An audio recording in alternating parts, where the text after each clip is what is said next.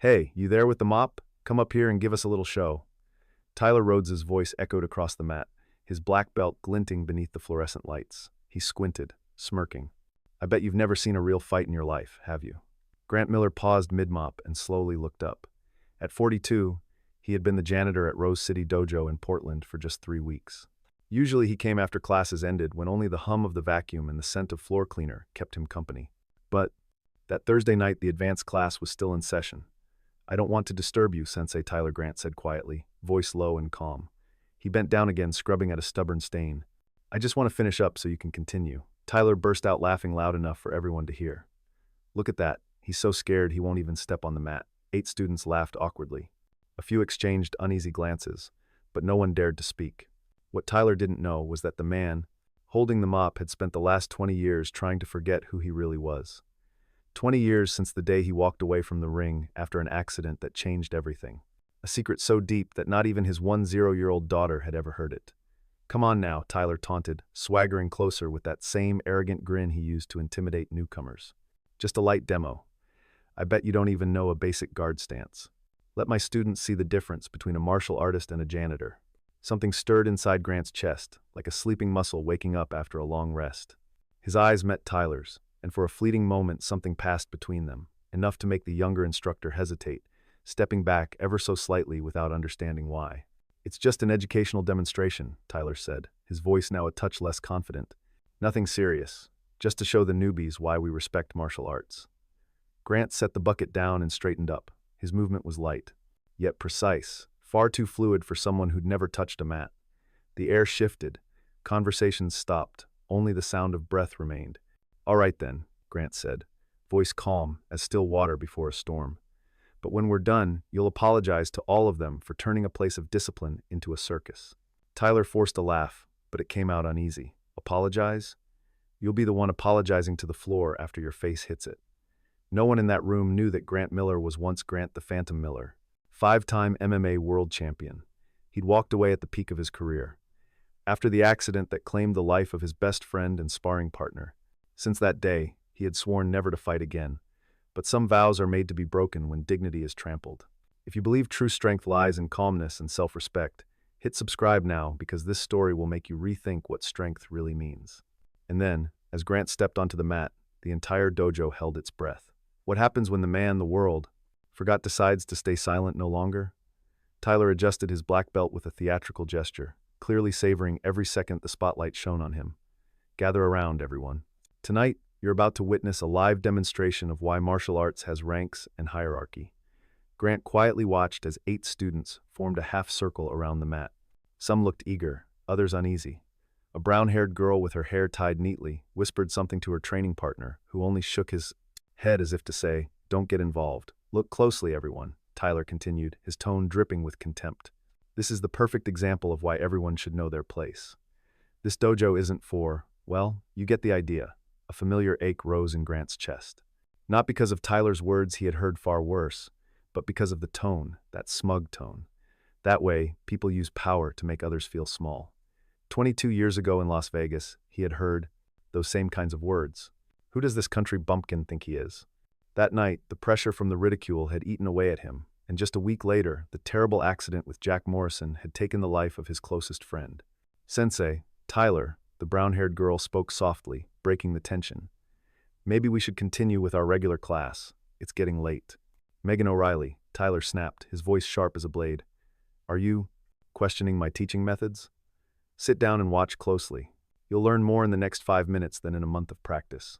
Grant noticed how deliberately he had said her full name, a petty display of authority. He also saw the fear in her eyes, the same fear he had seen in his own reflection 20 years ago when he'd wake up in the middle of a nightmare. That accident still haunted him. A series of punches, too fast, too strong. Jack fell, his head hitting the mat with a dull thud that sounded like fate, snapping in half. The investigation called it an accident, but Grant knew the truth. He had lost control. He had let the crowd's contempt fuel his fists and lost everything. "Well then, Mr. Janitor," Tyler sneered, "why don't you show my students how to hold a basic defensive stance? Or is that too complicated for someone whose specialty is holding a mop?" Laughter spread through the room, but Grant stood still. He closed his eyes, and in a single breath, he was no longer in Portland. was back in Las Vegas, under the blinding lights, surrounded by mocking voices, moments before the tragedy that changed his life forever. "What's wrong? Scared?" Tyler's voice cut through the silence as he began circling Grant like a predator sizing up its prey. "Or are you just planning to stand there like the floor lamp you push around all day?" Then he touched Grant, a light shove on the shoulder, harmless in appearance, but laced with arrogance from a man who'd never been taught the meaning of consequences. Grant absorbed the push without moving an inch. His stance rooted deep, like oak roots gripping the earth. And in that instant, Tyler felt as if he had just tried to push a wall. The smirk on his face faltered. "Interesting," Grant murmured softly, almost to himself. "It's been a long time since someone dared provoke me like that." His voice wasn't loud. It wasn't angry, but the entire atmosphere changed, replaced by the terrifying calm of a man who had already walked through life's darkest valleys. Tyler didn't understand. He still thought he was in control. "Did you hear that, guys?" he said, forcing a laugh. "He thinks this is interesting. Why don't we show him the difference between thinking you know and actually knowing?" But every insult, every laugh only awakened something deeper inside Grant, the part of him he had buried for 20 years. Not rage, not vengeance, but a clear, grounded memory of who he once was.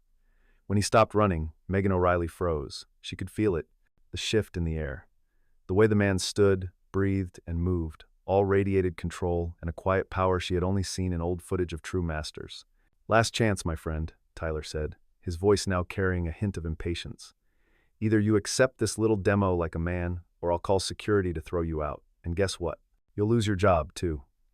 Grant opened his eyes, his gaze locked onto Tyler's, and in that moment, a chill ran down the instructor's spine, as if he had just called the wrong name of a storm. "All right," Grant said slowly, voice low but resonant. "When we're done, I want you to tell them why you turned a place of learning into a circus of humiliation." Tyler forced a shaky laugh. "Explain. You'll be doing the explaining when you're flat on the mat." No one in that room knew that. For 20 years, Grant hadn't just been running from his past. He had been learning to master his anger, forging it into a weapon of precision and silence. Every insult, every shove, only fed the storm waiting to be unleashed. And Tyler Rodas was about to be the first, and perhaps the last, to feel its full force. Tyler adjusted his stance, clearly pleased with the heavy silence that filled the dojo. 8 students formed a perfect circle around the mat. Some looked eager to watch the demonstration, while others couldn't hide their discomfort. "Everyone," Tyler announced theatrically, his voice booming. "Tonight, you'll witness a lesson worth more than 6 months of training. The difference between those who dedicate their lives to martial arts and those who merely mop the floors where real fighters walk." Grant stood motionless at the center of the mat, but something in his breathing had changed. He closed his eyes for a moment, and when he opened them, he was no longer in Portland. In his mind, he was back at the National Training Hall in Las Vegas. 22 years ago, the night of the World Championship fight against Victor, the Demolition Man Petrov. "Look at that. Country boy." Someone had shouted from the stands back then. "I bet he won't last 3 rounds against a real fighter." Grant had won by technical knockout in the 2nd round, but that victory had cost him his best friend, Jack Morrison, in a sparring accident just a week later. Pressure, prejudice, and one moment of lost control ended everything. "Well then," Mr. Janitor Tyler sneered, circling Grant like a predator. "Why don't you show my students how not to hold a defensive stance? Or is that too complicated for someone who only pushes a mop?" Laughter rippled through the room, but this time a voice rose above the mockery. "Sensei Tyler." Everyone turned. Megan O'Reilly, 22, a purple belt in jiu-jitsu and a graduate student in sports psychology, stood tall, eyes steady. "May I ask you something?" The dojo went dead silent.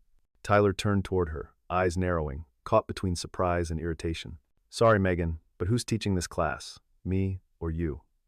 "You are, Sensei," she said calmly. But teaching doesn't include humiliating someone and calling it instruction. Several students exchanged uneasy glances. No one had ever spoken to Tyler that way before. "Humiliating?" Tyler scoffed. "This has nothing to do with humiliation. It's about respect and knowing your place." Grant opened his eyes. Something about the way Megan stood reminded him of Emma, his younger sister. She had the same eyes, the same courage, always speaking out against injustice, even when it hurt. Emma had died a year ago, hit by a drunk driver on her way home from a hospital shift. She was only 24. Another loss. While he'd chosen to hide from the world, Megan, too, carried her own scars. She had lost her father in a similar accident, the man who taught her that true strength is never used to intimidate the weak. And today, watching Tyler abuse his authority, she couldn't stay silent. "Perhaps," Tyler said, lowering his voice into a dangerous tone. If you don't respect my methods, you should find another place better suited to your philosophy. The air grew thick, but Megan stood firm. My tuition's paid, Sensei, and I believe everyone here deserves to learn in an environment built on respect, not humiliation. Grant smiled faintly, not in defiance, but with the quiet relief of a man who had just remembered why he stopped hiding. For 20 years, Grant had lived with guilt for two deaths that had haunted him, Jack's and Emma's. 20 years of running, of surrendering fame, of abandoning himself. But seeing Megan stand up for what was right, he remembered who he used to be. Tyler, Grant said, his voice low but steady. The entire room turned toward him. The girl's right. This isn't martial arts. This is you trying to feel important by making others feel small. Tyler's face reened. He spun around. You dare lecture me about martial arts? You probably don't even know what a dojo is. Grant stepped forward once. His posture shifted, shoulders opened, center of gravity lowered, his stance so balanced that any trained eye could see it. Immediately. A perfect guard. Actually, Grant said quietly, I know exactly what a dojo is, and I also know that this place stopped being one a long time ago. A shiver ran down Tyler's spine. Something in the man's breathing, in the way he stood, triggered a primal instinct, a warning to stop, but pride drowned out reason. Enough, Tyler growled, dropping into a fighting stance. Let me show you what respect means. Megan watched, torn between fear and awe. The way Grant moved, the restraint in every motion, the rhythm of his breathing, it was all too deliberate, too measured. She realized then this was no ordinary janitor. Grant closed his eyes and drew a long breath. 22 years of muscle memory flooded back. Every strike, every victory, every lesson etched into his bones. When he opened his eyes again, Tyler Rodas was no longer facing a janitor. He was standing before Grant, the Phantom Miller, 5-time MMA world champion. Last chance to apologize, Grant said calmly, his voice steady yet commanding. To her, to your students, and to yourself. Tyler laughed, but the sound trembled. Apologize? You'll be the one apologizing when you're flat on the floor. He didn't realize Grant had already read him like an open book. The high guard, the telegraphed shoulders, the unsteady back foot. 22 years away from the ring, couldn't erase the instincts that once made him a world champion. Megan noticed several students subtly step back as if sensing the storm about to break. The air grew, heavy, electric, like lightning waiting to strike. Grant stood still, eyes calm, a faint smile crossing his lips. Not anger, not vengeance, but the quiet resolve of a man who had finally found a reason to break his 20-year silence. And as he took his first half-step forward, everyone in the room understood. Something extraordinary was about to happen. The Rose City Dojo fell into a suffocating silence, every gaze fixed on the two men at the center of the mat. One wearing a black belt, rigid in a mirror-practice stance of confidence, and one who had been holding a mop just minutes earlier, now standing upright, shoulders relaxed, eyes lit with an uncanny calm. Tyler adjusted his black belt, his movements slow, almost ritualistic. He needed this moment, needed that feeling of power to hide the unease creeping through him. Everyone, focus, Tyler declared, striving for solemn authority. What you're about to see isn't just a regular session. This is a lesson about hierarchy, about why people like us spend years earning this black belt. He patted the belt. The sound rang out in the silence. Grant watched Tyler with the eyes of a man who had seen too much. He recognized it immediately. This wasn't true confidence. It was a mask he himself had once worn. A similar mask 20 years ago when he'd been breaking inside but had to appear invincible outside. Tyler, Grant said softly, his tone not threatening. Are you sure you want to do this? It wasn't a challenge. It was a warning. One last time. But Tyler had gone too far to back down. People were watching. If he retreated now, he'd lose all credibility. I don't just want to, Tyler answered, his voice a notch higher, a tell of nerves. I need to do this so my students understand that respect isn't optional. A few students exchanged uneasy glances. Cole Turner, a 28-year-old brown belt, gave a slight shake of the head. He'd trained with Tyler for 3 years and had never seen his teacher like this. Desperate, needing to prove something, Megan. O'Reilly pulled out her phone, not to record, but to take notes. This was valuable data for her thesis on the abuse of authority. Yet something in the way the janitor stood made her uneasy, as if they were about to witness something far beyond a typical confrontation. Do you know? Tyler went on, beginning to circle Grant like a seasoned fighter. I spent 8 years earning this belt. 8 years of daily training, injuries, losses, and you? How many years have you spent pushing a mop? Grant didn't answer. He just stood there. But something in his silence made the room feel heavier. Nina Morales, the youngest student at 19, whispered to her friend. I don't feel right. Like something bad is about to happen. Be quiet, her friend replied. Sensei knows what he's doing, but Sarah Kim wasn't sure. She'd taken a year of psychology at university, and one of the first lessons was truly dangerous people never need to threaten. They simply are present. And this janitor, he was on an eighter. Present in a way that made the room feel smaller. Tyler settled into his favorite fighting stance, the one he'd used to intimidate hundreds of newcomers. Feet shoulder-width apart, fists at chest level, weight pitched forward. The classic posture of someone used to striking in controlled environments against predictable opponents. This stance, Tyler said, striving to sound confident, has sent plenty of newbies running. But even as the words left his mouth, he knew how hollow they sounded, because the man facing him wasn't a newbie, and he wasn't afraid.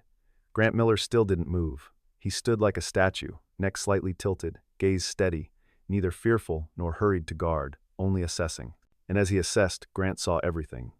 The high guard exposing Tyler's ribs, the unstable base ruining balance, the overtense shoulders telegraphing every motion before it began. The weight pitched too far forward. A light pull would topple him, knees insufficiently bent, no quick redirection. Fists clenched too tight. Energy lost before the strike, 20 years off the circuit, but Grant's eyes still scanned like x-rays. You know what's interesting, Tyler? Grant finally spoke as casually as if remarking on the weather. For 20 years, I've tried to forget everything. How to move, how to breathe, how to read an opponent. I thought if I forgot, I'd be safer. The people around me would be safer. Tyler frowned, not understanding. But it turns out, Grant continued, a sad smile touching his lips, some things can't be forgotten. They live in the muscles, in the bones, in the way your heart beats when danger stands in front of you. And right now, when I look at you, I see it all. See what? Tyler asked, his voice slightly unsteady. I see that you're afraid, Grant replied simply. Not afraid of me, afraid you're not enough. Afraid that even with a black belt, you're still the kid who feels he has to prove something. The words slid into Tyler's heart like a knife. Because they were true, completely true. Neon lights washed over the polished floor. Tyler's breathing grew ragged. Grant remained even and light, like wind brushing a window. Grant could practically feel his opponent's energy scattering. Megan watched them both, and she began to see, not with her eyes, but with the instincts of someone who studies human dynamics in sport. Tyler was fighting himself, his father, his past, every voice that said he wasn't enough, and Grant was fighting the ghost of a friend who died 20 years ago. This wasn't a fight between two men, it was a fight between past and present. Still waiting? Tyler tried to sneer, bouncing on his toes. Or are you planning to stand there like a floor lamp? Grant did the unexpected. He moved quietly. Just a small foot adjustment, a subtle drop of the center, shoulders relaxing into a perfect horizontal line. But to anyone who knew how to look, it was an instant and terrifying transformation.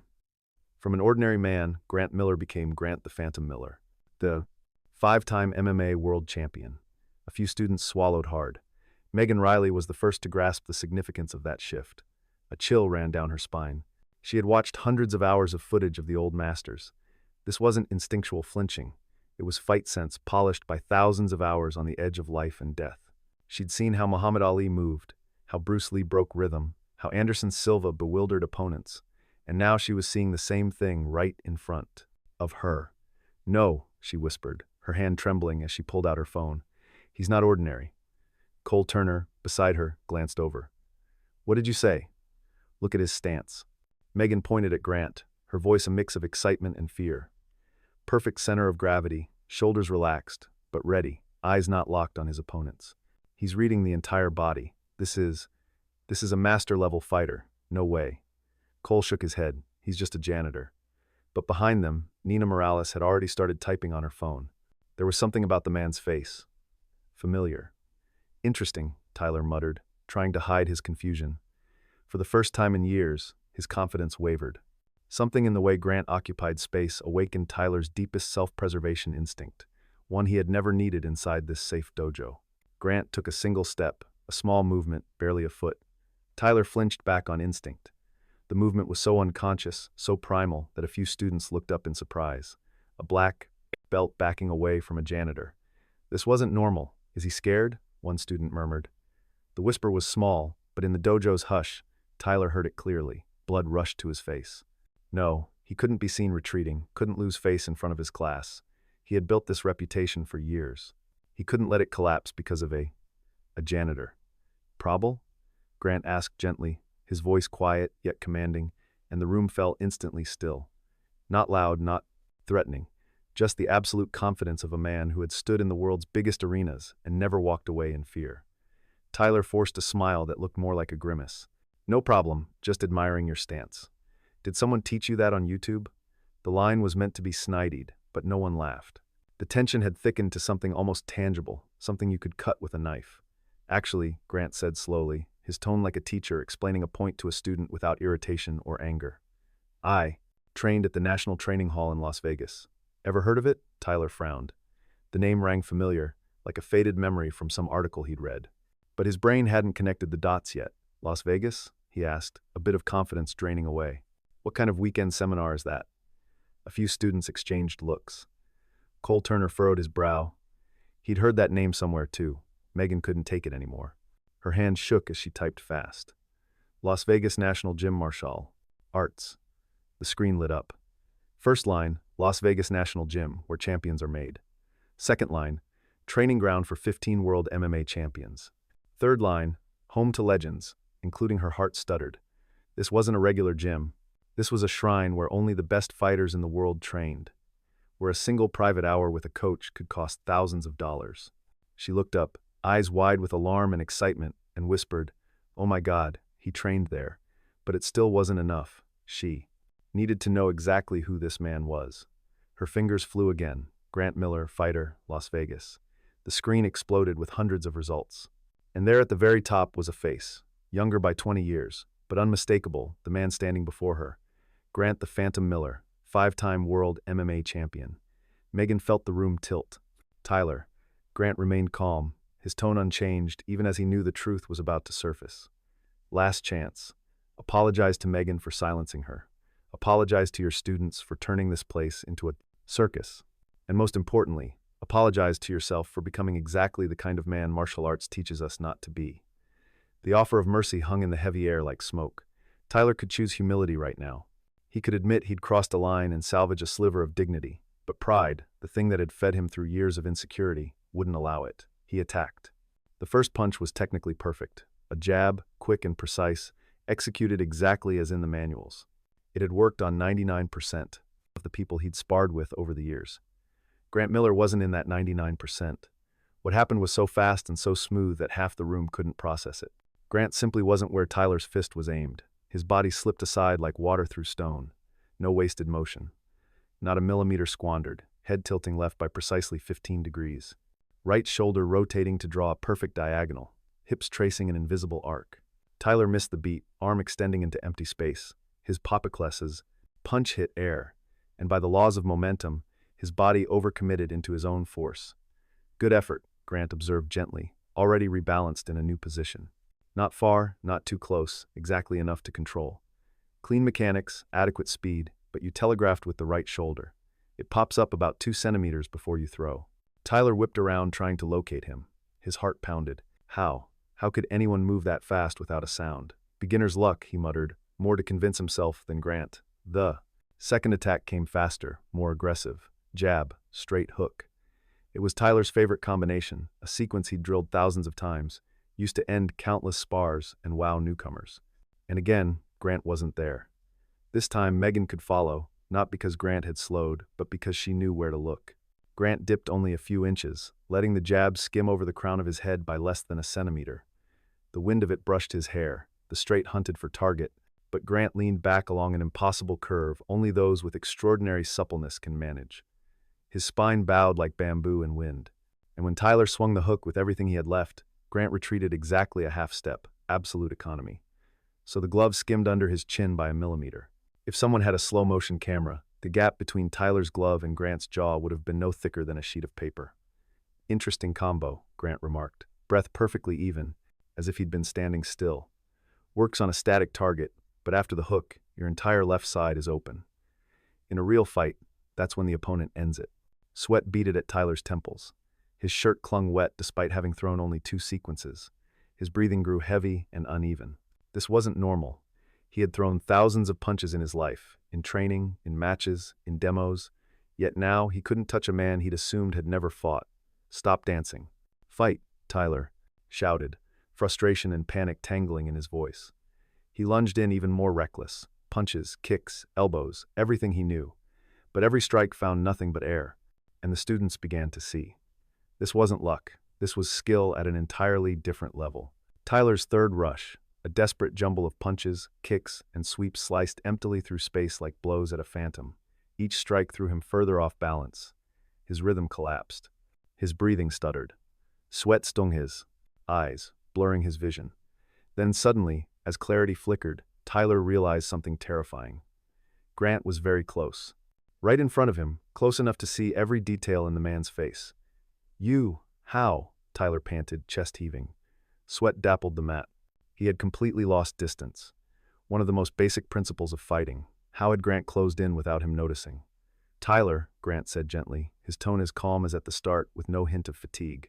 He stood at arm's length, not threatening, simply present. Do you want to know the difference between learning to strike in a safe dojo and learning in professional arenas where a single mistake can be the end? Tyler couldn't answer. His lungs were burning, his legs trembled. Before he could react, Grant did something that defied the onlooker's sense of physics. No visible tensing, no hip rotation, no pulling the hand back to load power, no aggression, no anger. Grant simply placed the palm of his right hand on Tyler's chest.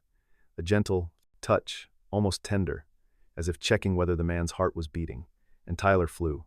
Not shoved, not tripped. He literally flew as if an invisible wave had hurled him backward. His feet left the floor.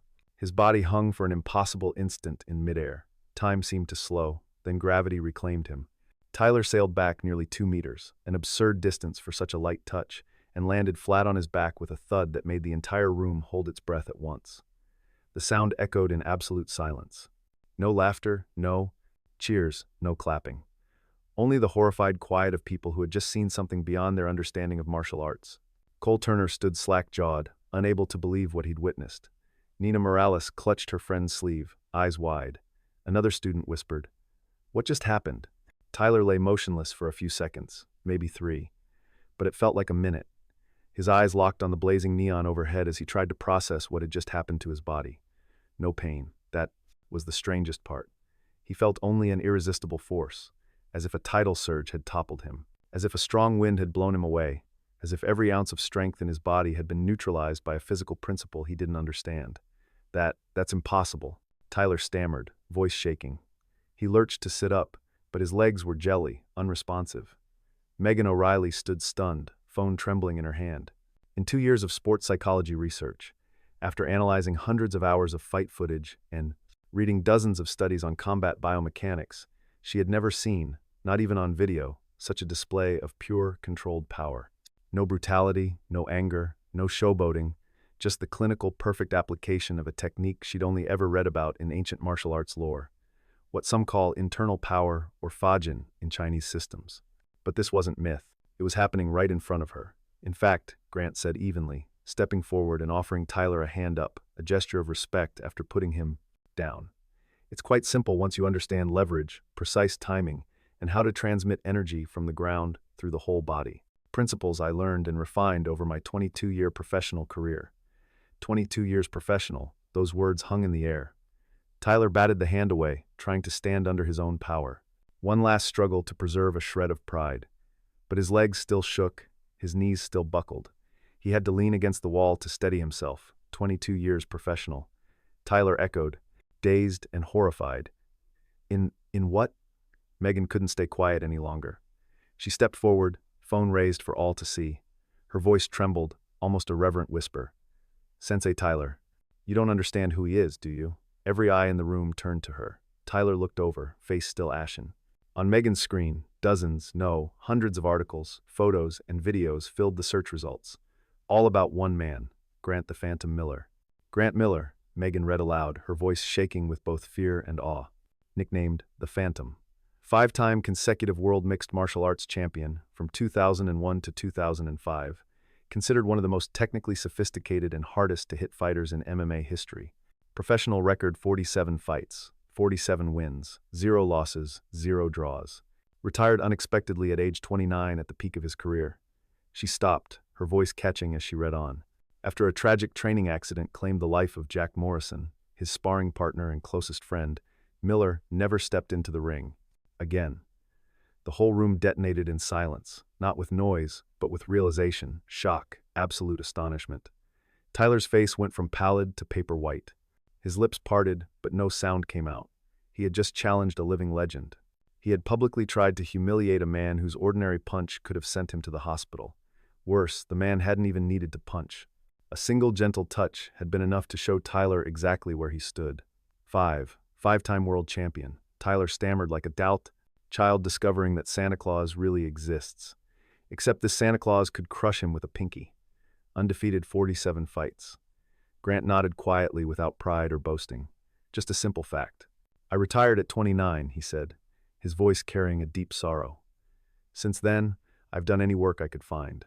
Cleaning, maintenance, gardening, repairs, simple jobs, a simple life.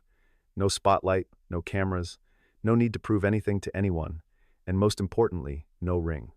Why? Nina Morales asked softly with the unguarded curiosity of 19. Why give it all up?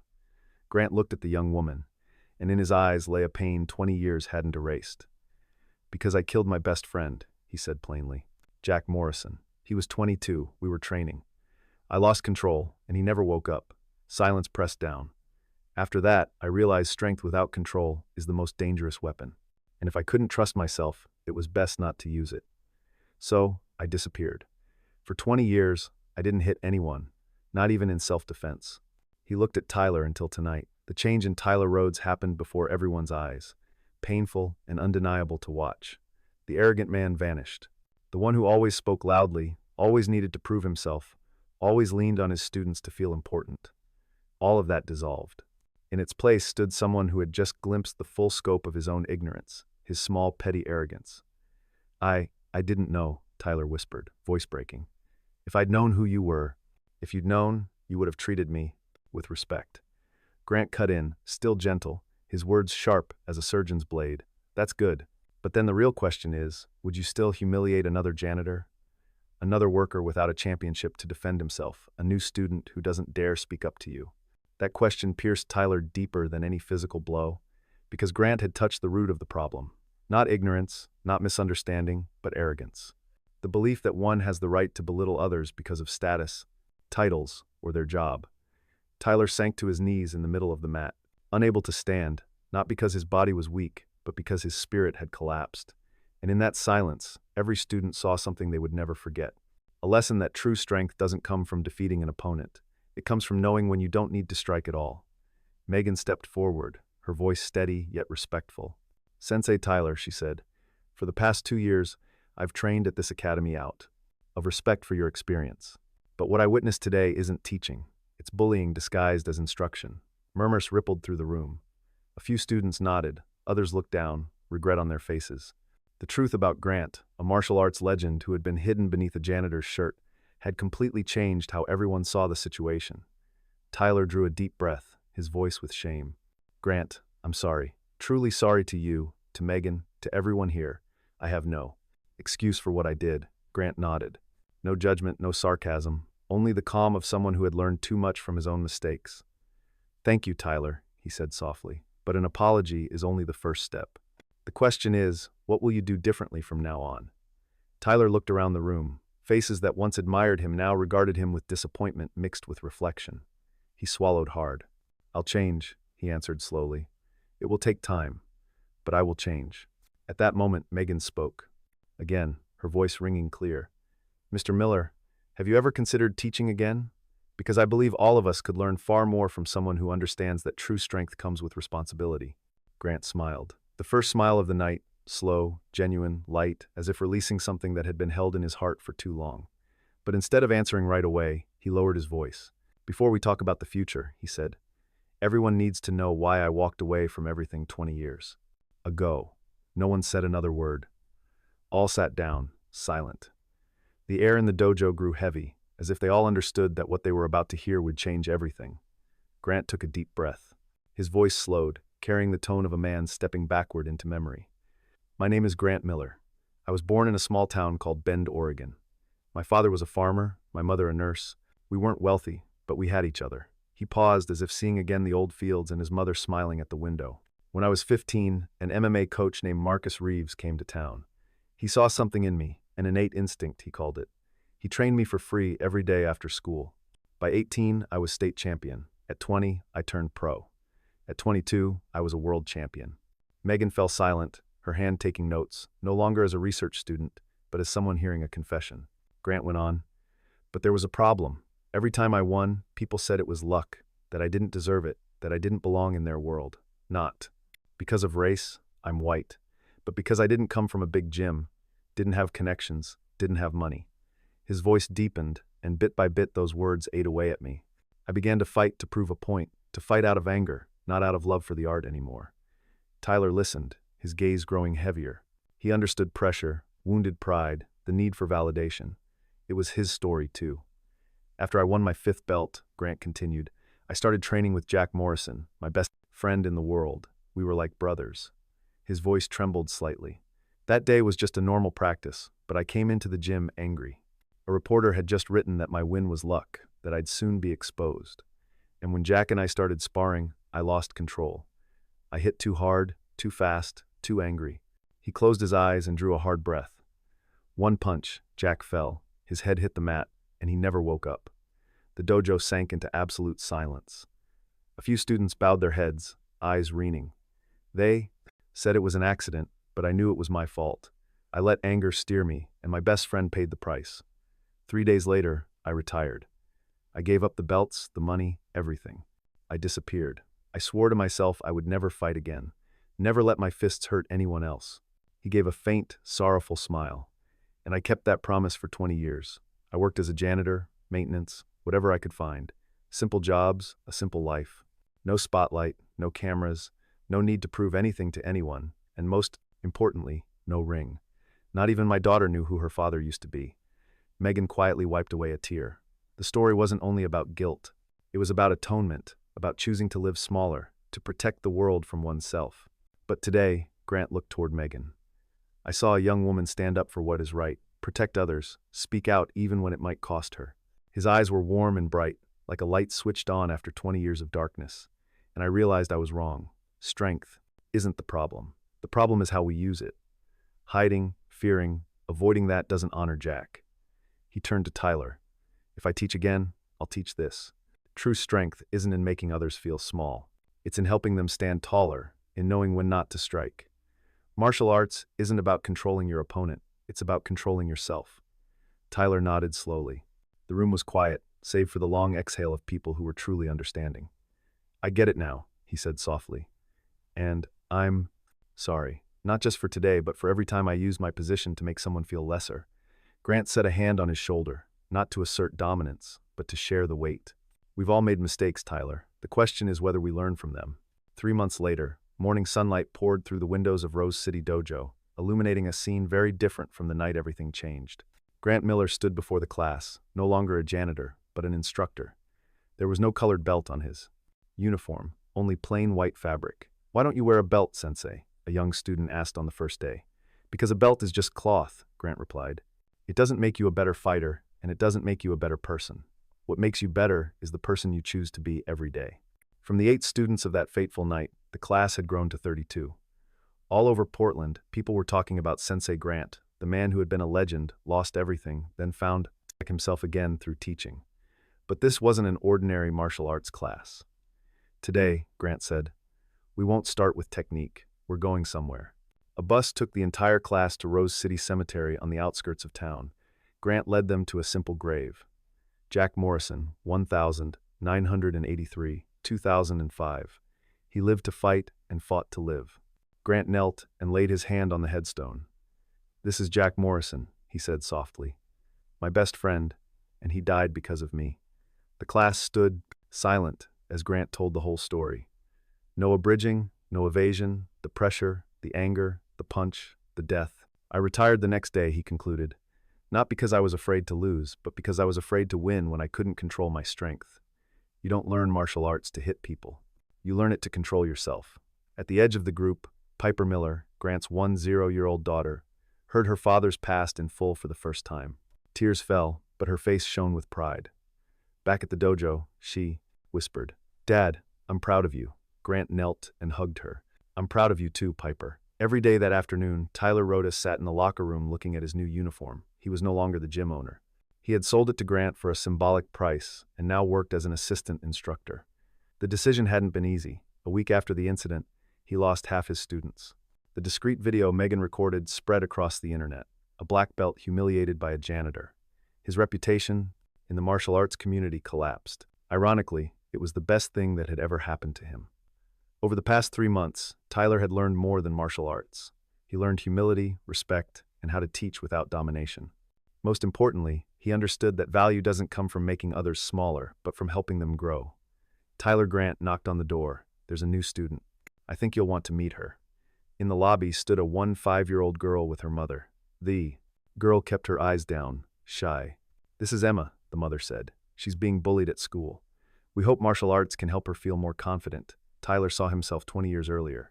Awkward, insecure, longing for a place to feel worthy. He knelt to meet her eyes.